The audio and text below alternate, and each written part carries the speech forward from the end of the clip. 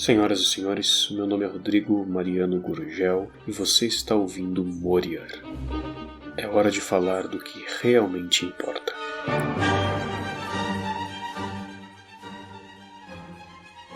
Senhoras e senhores, louvado seja nosso Senhor Jesus Cristo.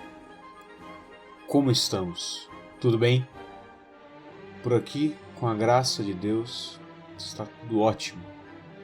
Ótimo mesmo, especialmente porque hoje foi um dia muito bom. Hoje estou gravando esse áudio no dia 7 de setembro, à noite, em cima da hora. Por quê? Dessa vez, milagre dos milagres, não foi por irresponsabilidade minha, mas sim porque eu pude passar o dia hoje junto com os dois compadres, dois dos meus compadres, tenho 4 ao todo, e um dos meus afilhados. Foi um dia muito bom. Eu fico engraçado, né? Eu lembro que antes de me converter ao catolicismo, eu não gostava de criança. Eu realmente não gostava de criança. Elas me irritavam, assim, profundamente. Eu não tinha nenhuma paciência para criança, nenhum interesse em criança. Nada. Mas depois que eu me converti, foi uma coisa gradual e não foi planejado nem nada assim, mas eu percebi que eu comecei a realmente gostar muito de criança. Mesmo da criança berrando e tudo mais, não sei, tem alguma coisa de divino nelas que é muito bonito, é muito doce, é muito puro. Mesmo numa criança largada fazendo birra no chão, ainda tem alguma coisa ali que fala de Deus ou da nossa relação com Deus e de uma simplicidade, de uma... Não sei se... eu gosto de criança, a verdade é essa, eu gosto de criança. É uma loucura, nossa, eu me divirto muito. Então assim, hoje foi um dia muito bom, né? Bem, mas dia bom ou não, são 9 horas da noite, temos um áudio para gravar, um áudio para editar, para subir, e amanhã às 5h30 da manhã tem missa. Então, né, vamos dar continuidade à nossa conversa. Em nome do Pai, do Filho e do Espírito Santo. Amém. Inspirai, Senhor, as nossas ações e ajudai-nos a realizá-las, para que em vós comece e para vós termine tudo aquilo que fizermos. Por Cristo, Senhor nosso. Amém. Santa Maria, esperança nossa, sede da sabedoria, rogai por nós. São Rafael Arnaiz, rogai por nós. São Pedro de Alcântara, rogai por nós. São Padre Pio de Pietrelcina, rogai por nós. Em nome do Pai, do Filho e do Espírito Santo. Amém. Bem, hoje, né, no caso, amanhã, no dia que sai esse áudio, né, dia 8 de setembro, fecham 9 meses após a solenidade da Imaculada Conceição da Bem-aventurada Virgem Maria. Ou seja, 9 meses desde o momento em que a Virgem Maria foi concebida, no momento em que ela foi, por um milagre divino, em vista dos méritos de Cristo, foi privada, foi protegida da mancha do pecado original, né, no ventre de sua mãe, Santana. E, bem, uma coisa acontece 9 meses após a concepção de uma pessoa, isto é o seu nascimento. E é por isso que, dia 8 de setembro, nós comemoramos a natividade da bem-aventurada Virgem Maria, ou seja, nós comemoramos o seu nascimento. Né? Virgem Maria é a única santa da qual nós comemoramos o nascimento. Ao todo são 3. É a Virgem Maria, Nosso Senhor e São João Batista. Então, a única moça da história é ela. E o único homem, além de Cristo, é São João Batista. E tanto ela quanto São João Batista, a gente comemora o nascimento por motivos similares. Mas nós vamos entrar nisso em breve. A princípio, eu queria dar para vocês um brevíssimo panorama histórico de como surgiu essa festa. Tá? Teve início ali, aparentemente, né? Porque a gente tem sempre que ter em mente que essas festas litúrgicas, elas geralmente são muito mais antigas do que dizem os dados históricos. Né? Porque, bem, os dados históricos, eles surgem quando? Eles surgem a partir do momento que alguém decide registrar aquilo. Agora, alguém decide registrar as coisas, né, especialmente essas coisas de devoção popular, geralmente alguns anos, ou muitos anos, após o surgimento do fenômeno. Tá? Então, eu diria para vocês que, ainda que os dados históricos apontem que o início dessa festa de Nossa Senhora tenha sido ali em torno do século V, tá? É muito possível que isso venha já desde antes. Tá? Mas o que nós temos de dado histórico é que a festa surgiu ali no início do século V, como, na verdade, a festa que comemorava uma igreja, a Basílica Sancte Mariae Ubinata Est, ou seja, a festa da Basílica da onde foi nascida a Santa Maria, né? Que hoje em dia tem outro nome, né? Hoje é a Basílica de Santa Ana. Não sei por que foi feita a mudança do nome, né? Mas o que a gente sabe é que esta igreja ela está está em Jerusalém, ao lado da piscina de Betesda, que é onde estava a casa de Santa Ana e São Joaquim, que são os pais da Virgem Maria. Né? Ou seja, a festa da igreja do local aonde nasceu a Virgem Maria. Né? O que, bem, já meio que aponta, já fecha o ciclo com o que eu falei, né? Porque pensem, se essa festa, né, tem ali início, teoricamente no século V, para comemorar uma igreja que foi construída no lugar onde a Virgem Maria nasceu, com o nome, né, de igreja do local aonde nasceu a Virgem Maria, a gente presume que essa data já era considerada pouquinho importante pelas pessoas já antes, né? Porque as pessoas não decidem construir uma igreja para depois achar uma coisa importante, né? As pessoas constroem uma igreja em comemoração de algo quando aquilo já é algo muito grande e algo muito importante na vida delas, na fé delas.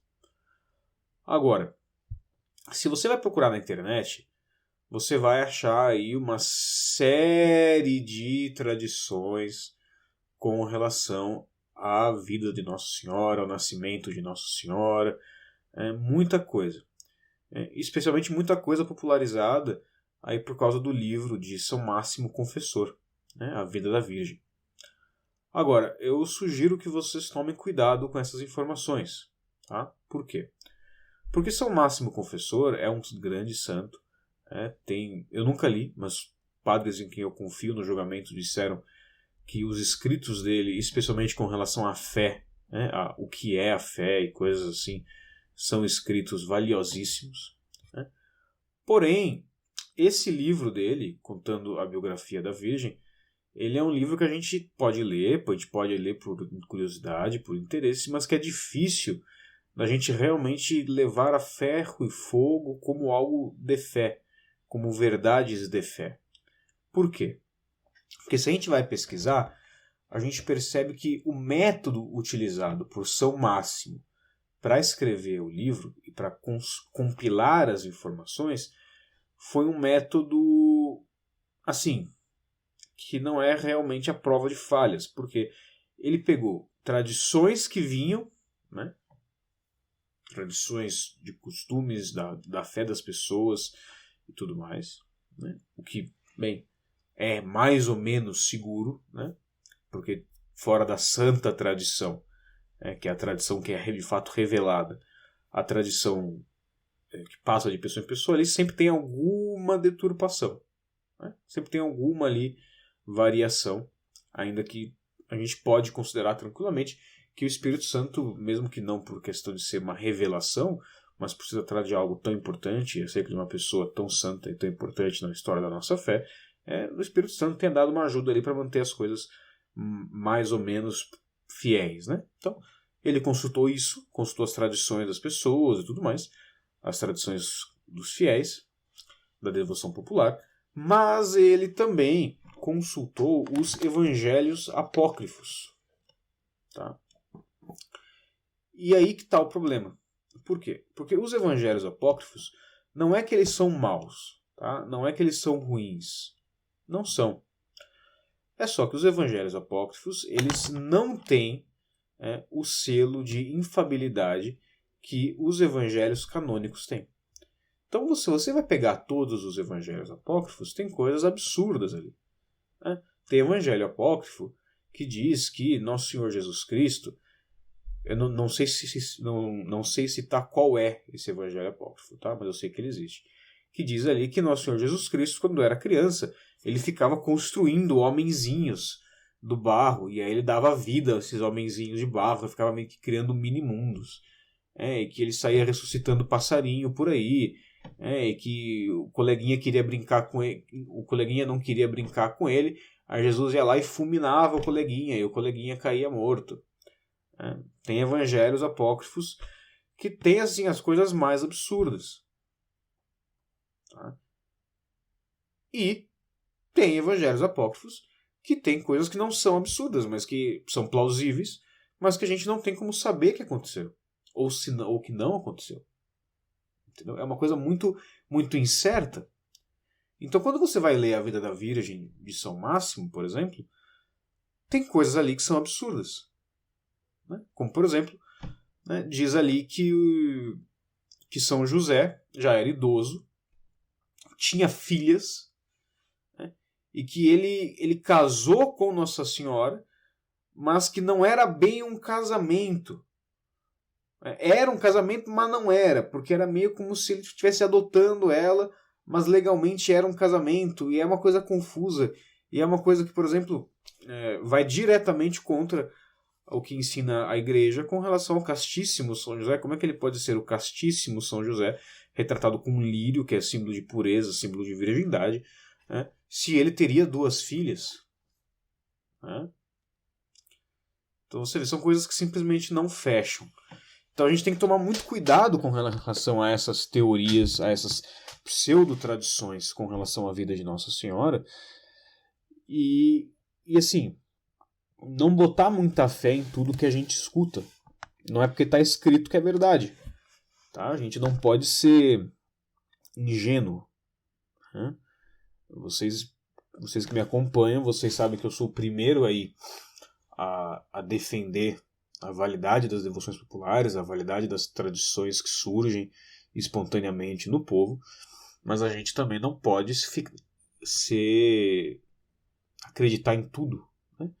A gente não pode botar nossa fé em qualquer coisa. Nós temos que ter ali um senso da verdade, e não sair simplesmente acreditando em tudo como se fosse a verdade revelada, porque não é. Né? Então, mas eu tenho que dizer que essas coisas não aconteceram e sair dizendo por aí, não, porque São Máximo tá errado e não sei o que mais. Mas não. Porque a verdade é que a gente não sabe.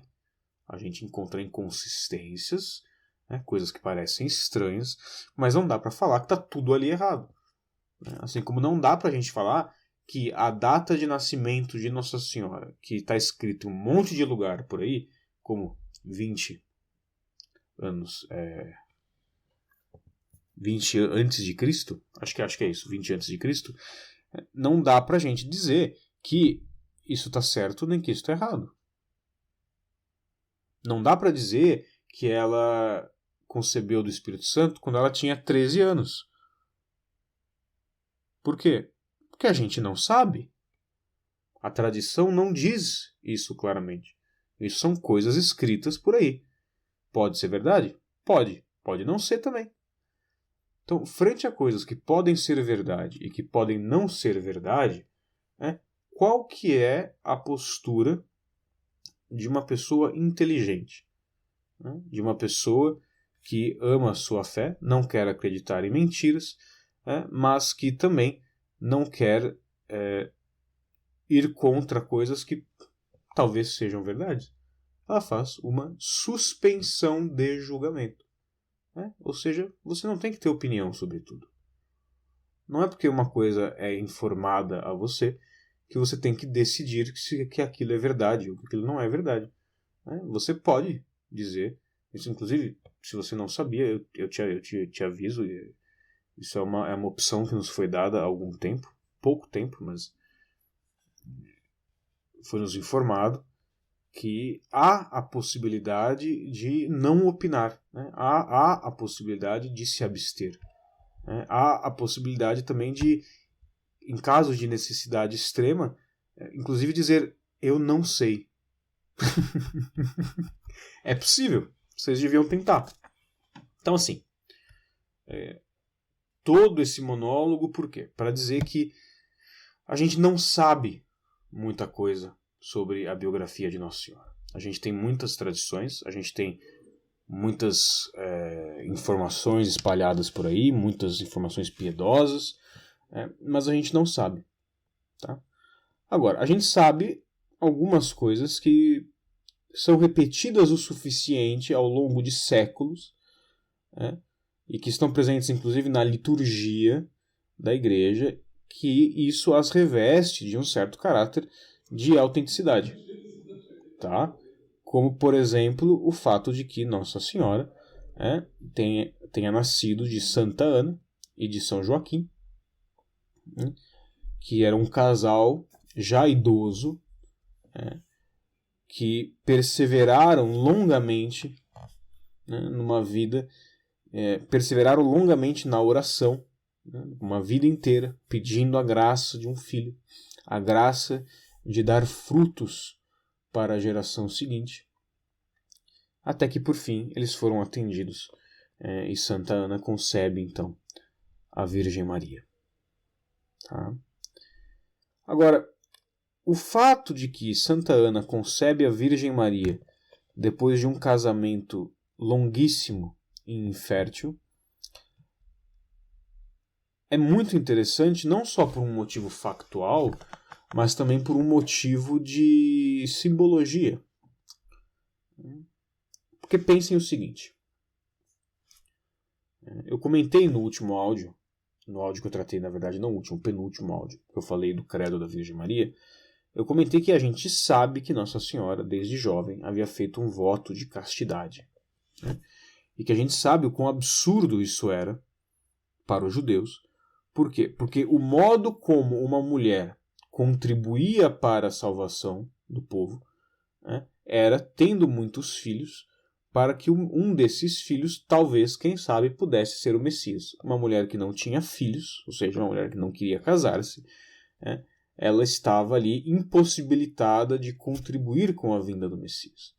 Então era absurdo que uma mulher judia decidisse manter-se virgem. Tá? Então vocês percebam que para uma mulher judia, ser infértil, não produzir filhos, era pior do que simplesmente não ter uma descendência. Era, de alguma forma, quase como estar privada de participar da história da salvação. Tá? E um casamento estéril, um casamento que não produz frutos, era uma coisa, ainda é hoje em dia uma coisa muito triste, mas para eles, naquela época, era ainda mais triste. E nós sabemos também que o casamento, isso o próprio São Paulo nos diz, que o casamento é um símbolo da união de Deus com o seu povo.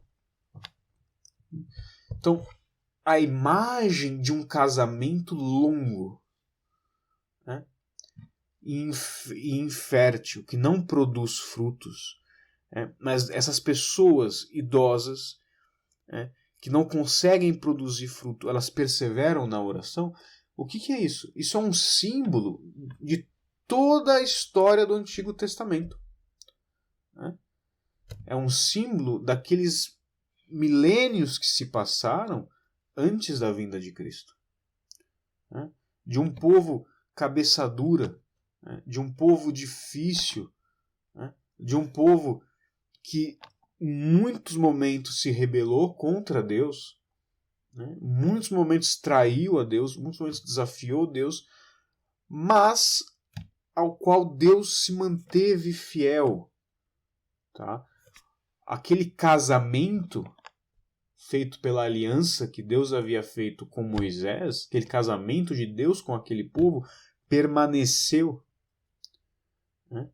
E ainda que aquele povo não desse fruto, ainda que aquele povo estivesse privado da graça como ela viria por meio de nosso Senhor Jesus Cristo, apesar de tudo isso, a fidelidade de Deus a eles e a fidelidade de alguns dos judeus a Deus era tanta, né, que no fim, ou seja, já na última idade da antiga aliança, 2 idosos casados,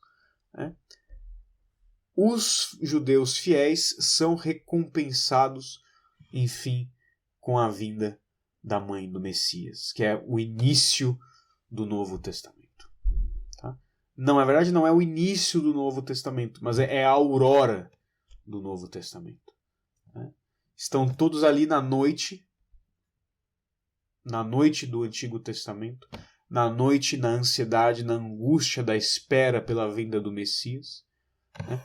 E quando Santa Ana dá à luz à Virgem Maria, é como se os primeiros raios do sol começassem a brilhar no horizonte. O sol está vindo. A esperança está chegando. As respostas para as orações e para os anseios e para os pedidos do povo está chegando. Deus vai salvar o seu povo. E ele começa a salvar o seu povo, começa a preparar de modo mais direto a vinda de seu filho, como gerando-lhe uma mãe perfeita, concebida sem pecado original. Um adiantamento da perfeição do próprio Cristo, sob certo sentido. A mais santa de todas as criaturas, depois de nosso Senhor Jesus Cristo, que se adianta a vinda do próprio Filho para recebê-lo, para anunciá-lo, de certa forma, para anunciar o seu amor, anunciar a sua misericórdia, para ser um símbolo do amor de Deus, que virá em breve. Estou vindo. É como se o nascimento da Virgem fosse Deus dizendo, estou chegando. O que nos faz retomar a ideia, então, ali de São João Batista, porque você veja, tanto o nascimento da Virgem é um anúncio de Cristo, é a aurora do Novo Testamento, quanto o nascimento de São João Batista também. Porque São João Batista é o precursor. É como se a Virgem fosse a Arca da Aliança e São João Batista fosse o homem que carrega a arca. O homem que vai na frente da arca dizendo, abram alas que o rei está vindo. Então, os dois são precursores de Cristo. Os dois fazem parte de formas diferentes desse anúncio da salvação, desse anúncio da plenitude dos tempos, desse anúncio da esperança que finalmente se concretiza, do fim desta longa espera, o fim deste longo exílio do povo que peregrinou pela terra, ansioso por Deus, desejando por Deus e sempre na expectativa de que Deus enviaria alguém para salvá-los. Quando vem a Virgem, depois quando vem São João Batista, é como se fosse Deus dizendo, eu ouvi. Está vindo a salvação do povo. E é por isso que nós comemoramos o nascimento desses dois santos. Porque o próprio nascimento deles já nos fala do Cristo. Não só a a morte, no caso de São João Batista, e a ascensão aos céus, no caso da Virgem. Não só essas coisas nos falam de Cristo, não só a vida deles nos fala de Cristo, mas o seu próprio nascimento aponta em tudo para Deus. Vocês entendem? E eu estava meditando sobre isso, sobre a Virgem Maria, sobre o nascimento da Virgem Maria, porque eu queria falar com vocês a respeito do nascimento da Virgem hoje. Afinal de contas, é uma data importante que eu não queria deixar de lado. Mas eu também queria complementar o áudio da semana passada, em que eu falei da oração. Então eu rezei até que bastante, né, a respeito disso, pensando como é que eu daria, como é que seria agradável a Deus que eu unisse as duas coisas. Tá? E eu não sei se eu vou realmente conseguir unir as duas coisas, mas uma coisa que me pareceu muito importante dizer, é muito importante conversar com vocês a respeito, é que a gente pense não só na vida da Virgem Maria como um mistério, né, mas que a gente pense no que a vida da Virgem Maria pode nos ensinar. Tá? Por quê?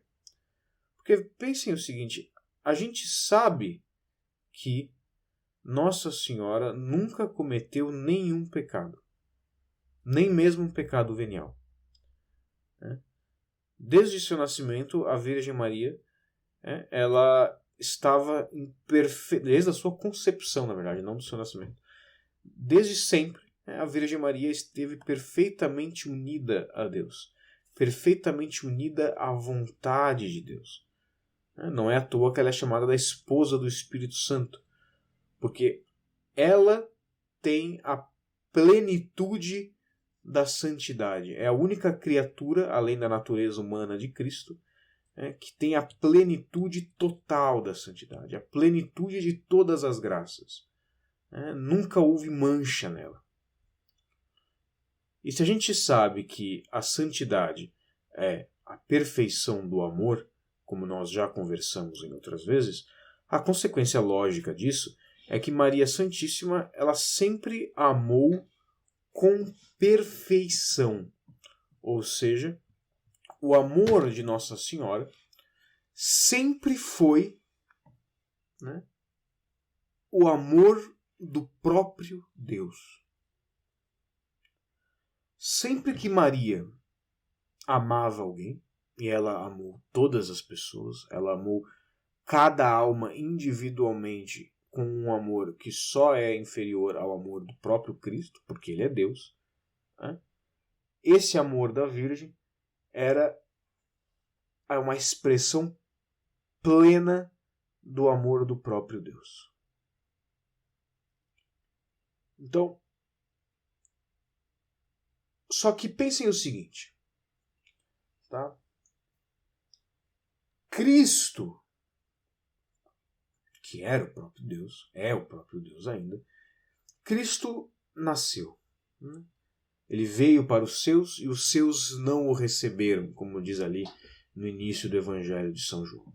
Ao contrário, Cristo foi rejeitado, Cristo foi perseguido e Cristo foi, enfim, morto. Mas pensem na Virgem Maria. O amor que ela tinha pelas pessoas era muito próximo ao amor que o próprio Cristo tinha pelas pessoas. Só que quando Cristo vem, a sua própria encarnação já reúne, até certo ponto, já une a natureza dos homens com Deus. Nós já conversamos sobre isso em outro momento. No ventre da Virgem Maria, a humanidade e a divindade, que estavam totalmente separadas, elas já começam a se unir. E elas se unem aonde? Na pessoa de Cristo, que é a segunda pessoa da Santíssima Trindade. Nele, Deus e homem se unem. Então, quando Cristo se encarna, já se inicia uma nova idade da graça, por assim dizer. já tem graças abundantes sendo derramadas em toda a humanidade. Tem uma tradição muito piedosa que diz, por exemplo, que Maria Madalena, Santa Maria Madalena, se converteu de olhar para Cristo. Ela viu o rosto de Cristo e aquilo a converteu. Então vocês percebam que na época de Nosso Senhor, a graça já estava agindo entre os homens de forma muito intensa. O sol já havia nascido. Agora, Nossa Senhora, ela era a aurora. Ela foi o primeiro raio de luz. As trevas ainda estavam cobrindo o mundo. Ela foi o primeiro raio de luz. Ou seja, ela foi como que a ponta da lança da salvação. Ela foi aquela criatura perfeita mergulhada num mar de podridão e absolutamente sozinha, a não ser por Deus. Então vocês percebam, imaginem o quão incompreendida foi essa mulher. O quanto ela foi rejeitada, o quanto ela foi ridicularizada, o quanto ela foi humilhada. Porque, bem, meus amigos, a gente pense em como o mundo rejeita aos cristãos hoje em dia. Tá?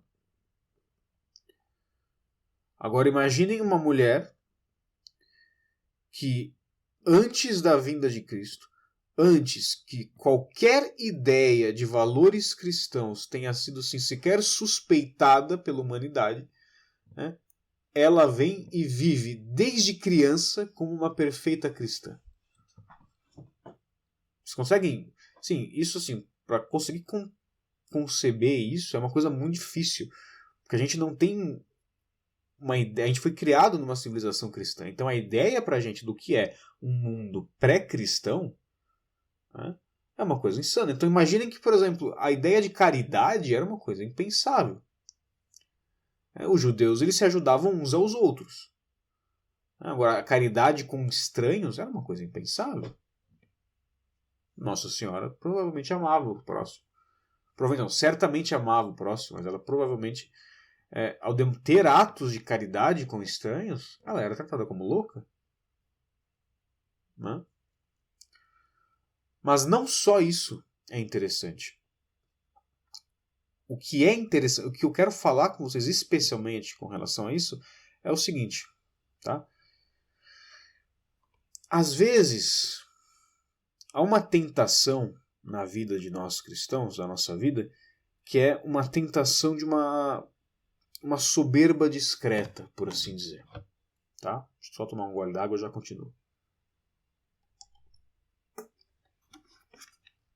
Uma soberba discreta que se manifesta como uma espécie de uma irritação. Como se manifesta como uma espécie de uma segregação. Né? Porque os pagãos nos irritam. A verdade é essa. Conviver com os mundanos é irritante. Conviver com pessoas que não têm os mesmos valores que nós é irritante, é desgastante, é cansativo. E nós não queremos, e nos incomoda. E quando nós vamos até eles, muitas vezes é numa posição de uma certa superioridade, mas não uma superioridade real, de uma pessoa que de fato conhece uma verdade e quer compartilhá-la, mas numa superioridade que quase desumaniza o pagão. Uma superioridade que diz, tudo bem, eu quero salvar a sua alma, mas eu não quero te conhecer, tá? Quando você se converter, tomar banho, quando você concordar comigo, a gente conversa. Até lá, fica quietinho e escuta o que eu tenho para te dizer. E isso acontece não só entre os pagãos, mas acontece com a nossa própria convivência com os cristãos. com talvez cristãos que não tenham passado por uma conversão tão profunda quanto a nossa, ou que estejam começando agora a sua caminhada de fé, ou que não tenham tido a mesma oportunidade de serem bem formados quanto nós. Nós falamos com eles, nós convivemos com eles e tudo aquilo nos irrita profundamente. E na verdade, no fundo, aquilo nos irrita porque nós não nos sentimos compreendidos. Nos irrita porque nós nos sentimos estranhos perto deles. Ou porque nós também achamos que se nós vemos uma coisa, todas as pessoas têm a obrigação de ver essa mesma coisa. Se nós sabemos que ficar fazendo piadinha suja e tratando de temas baixos o dia inteiro é uma coisa que desagrada a Deus, todas as pessoas têm que saber a mesma coisa. Por quê? Porque elas não saberem me incomoda. Elas não saberem me desgasta, me deixa desconfortável.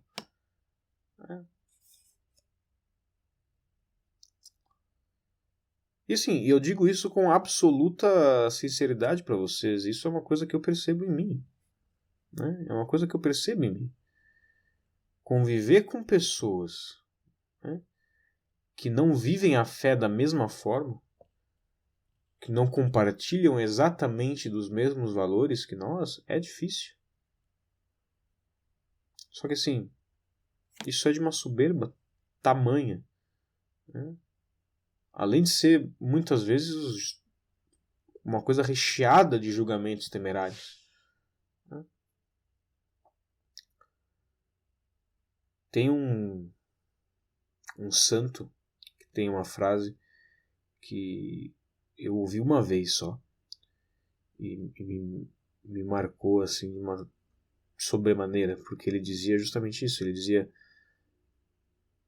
as pessoas não têm culpa de não terem visto o que eu vi.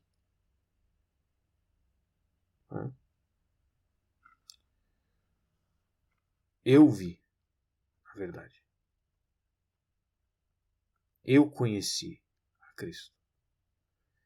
Eu tive acesso às informações que eu tive. Não é todo mundo que teve o mesmo privilégio que eu. E eu não sou fiel a essa graça como eu deveria ser. E muito possivelmente, essas pessoas que me incomodam, que me irritam, que me cansam, se elas tivessem recebido as mesmas graças e as mesmas oportunidades que eu recebi, elas teriam sido mais fiéis. E hoje elas amariam a Cristo muito mais do que eu amo. E elas seguiriam a Cristo muito mais do que eu sigo. As pessoas não têm culpa de não terem visto o que eu vi. Eu não tenho o direito de me indignar diante do pecado dos outros. A indignação não me torna mais santo. Só me torna mais fariseu. E nós sabemos como nosso Senhor Jesus Cristo via e falava com os fariseus. Sepulcros caiados.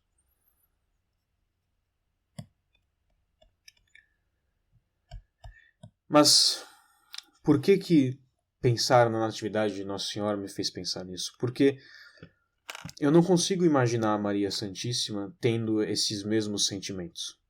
Eu não consigo imaginar a Nossa Senhora tendo a mesma irritação, o mesmo cansaço diante das pessoas, diante dos pagãos. E ela estava rodeada de pessoas muito piores do que nós estamos rodeados, pelo simples fato de que, como eu disse, Cristo ainda não havia nascido. Cristo ainda não havia nascido. A graça que veio com a união da divindade com a humanidade na pessoa de Cristo e que afeta profundamente, assim, cara, quando Cristo nasceu, tinha um maluco ali entendeu? No cafundó da Tanzânia, entendeu? Este infeliz se tornou menos pior do que ele era, sendo que ele nasceu e morreu sem nunca ouvir falar em Cristo, né, pelo simples fato de que lá em Belém, lá em Jerusalém, tá, a humanidade tinha se unido à divindade na pessoa de Cristo no ventre da Virgem. Tá? Isso afetou a humanidade inteira. Todo mundo ficou menos pior. Tá? Então assim, mas na época da Maria não tinha isso. As pessoas eram muito piores. Os pagãos eram muito mais pagãos. Os judeus eles eram muito, muito piores. Era tudo pior. E essa mulher não cometeu um pecado venial. Esta mulher amou cada desgraçado, cada criatura que aparecia na frente dela, ela amava profundamente, ela amava como Deus amava aquelas pessoas. Ela amava todos eles como mãe, desde criança. Tá? Então, pensem nisso. É assim que nós tratamos as pessoas? Não, não é. Não é. A gente adora falar em cruzada, a gente adora falar em queimar os hereges, sabe? Em fazer piadinha politicamente incorreta para mostrar que a gente não é de esquerda. Mas, gente, isso é um absurdo. Isso é um absurdo. Cadê o amor, gente? Cadê o amor? Sabe? A verdade é essa. A gente age feito um bando de pagão. A gente quer ser a palmatória do mundo. Sabe? Quer corrigir os outros na base da porrada. Na base da violência, na base do grito. Mas não é assim que Deus agiu. Deus não quebra a cana rachada. Deus não apaga a brasa que ainda fumega. Por que nós queremos ser diferentes? Por que nós queremos... No fundo, sabe o que nós queremos? No fundo, no fundo, no fundo, nós queremos ceder às nossas paixões. No fundo, no fundo, no fundo, né? Nós sentimos uma ira que não é justa, mas que ela se disfarça de uma ira justa, né? E nós queremos ceder a ela, porque ceder às nossas paixões é bom e porque nós queremos sentir que estamos defendendo Cristo. Sentir que estamos defendendo a igreja. Mas a igreja não precisa de nós. Cristo não precisa de nós. Sabe? Claro, há momentos em que nós teremos que ser duros. Há momentos em que nós teremos que falar sério. Há o momento para se trançar o chicote e se expulsar os vendedores do templo. Claro que há. Há um momento. Agora, você sabe discernir o momento? Você sabe identificar esse momento? Ou você só está reagindo com violência, com raiva? Porque, na verdade, você também é um pagãozinho safado querendo agredir os outros porque você quer se sentir superior aos outros.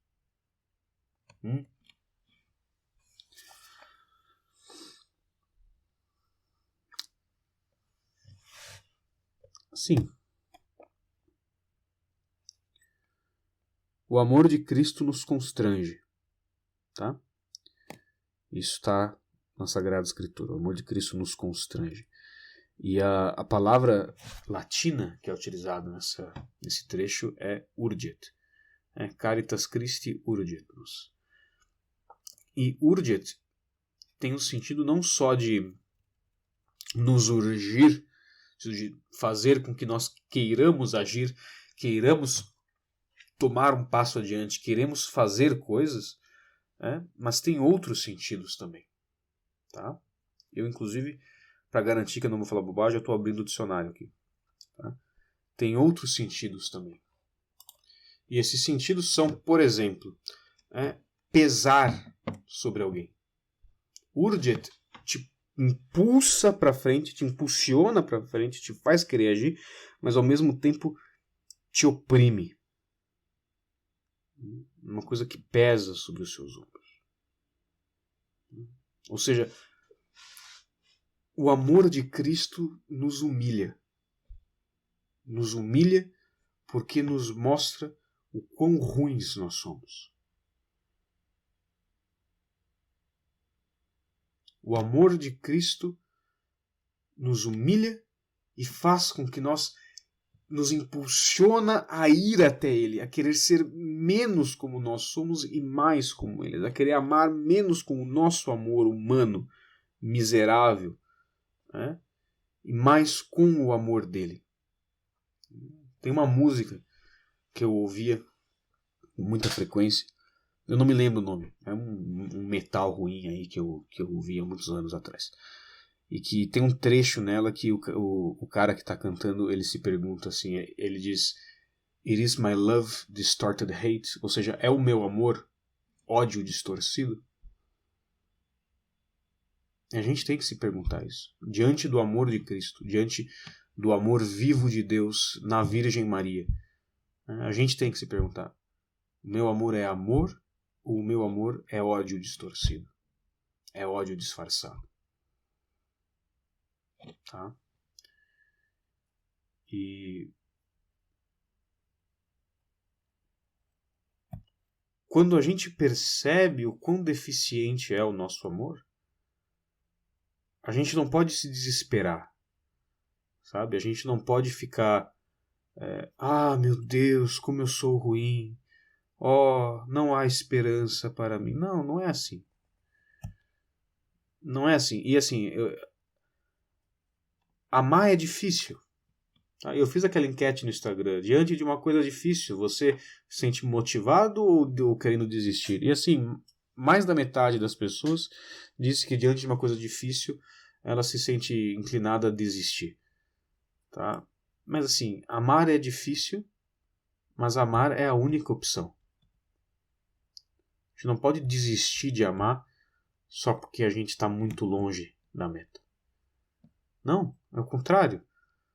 A gente está muito longe e por estar longe, Cristo nos estende a mão. Maria nos estende a mão, nos chama, nos conduz, nos impulsiona, nos empurra, nos carrega, nos leva para a escolinha do passo a passo do amor. E essa escolinha do passo a passo pro amor, ela passa necessariamente pela oração.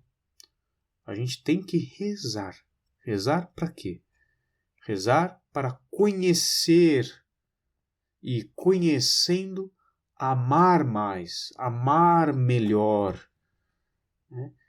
Porque conhecendo a Deus, conhecendo a Virgem, nós vamos amá-los mais, e amando-os mais, estas coisas que às vezes a gente compreende racionalmente, que a gente compreende na nossa inteligência, essas coisas vão criando raízes no nosso coração.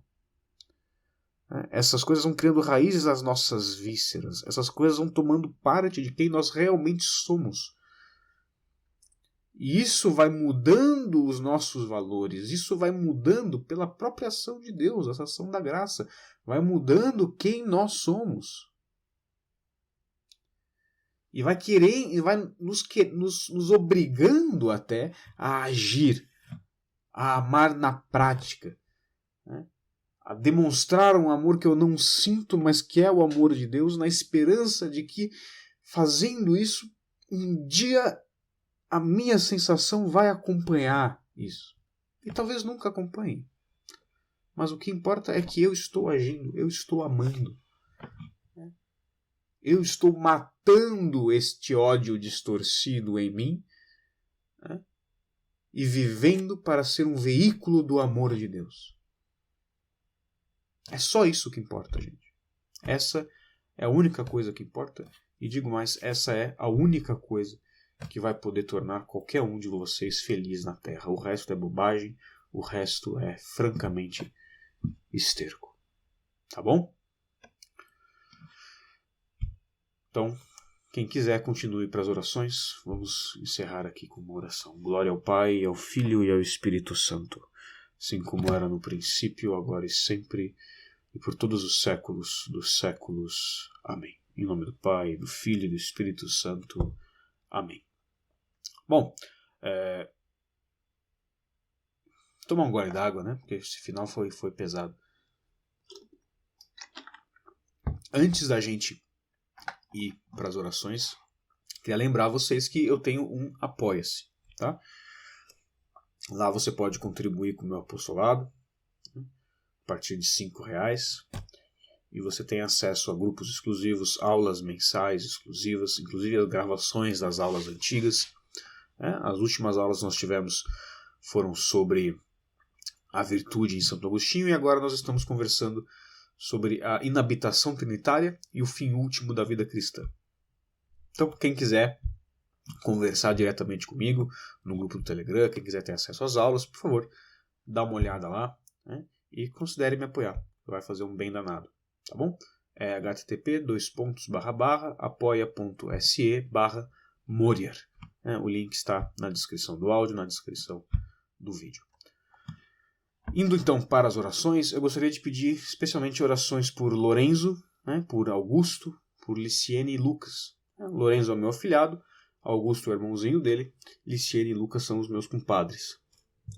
Pedi também orações pelo meu outro afilhado, Francisco, e pelos pais dele, a Manuela e o Tomás. Pedi também orações, por favor, pelo diácono Ezequiel, que foi ordenado ano passado, no dia da Imaculada Conceição. Então, agora dia 8 de setembro, ele vai completar 9 meses de ordenação diaconal, daí se aproximando da ordenação sacerdotal dele. Tá? Rezem também uns pelos outros, e sempre que puderem, por favor, rezem por mim. Fiquem com Deus e não se esqueçam do quanto Ele vos ama. Abração.